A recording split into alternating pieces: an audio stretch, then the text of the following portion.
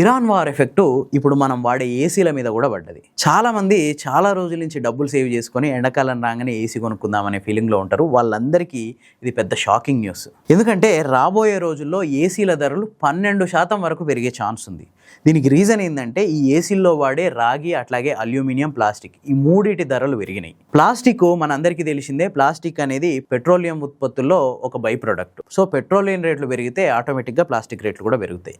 ఇక రాగి, దీన్ని మనం ఎక్కువగా దక్షిణ అమెరికా దేశాల నుంచి దిగుమతి చేసుకుంటున్నాం. అండ్ నెక్స్ట్ అల్యూమినియం, దీన్ని మనం ఎక్కువగా మిడిల్ ఈస్ట్ నుంచి దిగుమతి చేసుకుంటున్నాం. ఇందులో యూఏఈ, ఖతార్, బహ్రెయిన్, అట్లాగే చైనా, ఈ 4 దేశాల నుంచి ఎక్కువగా అల్యూమినియంని దిగుమతి చేసుకుంటున్నాం.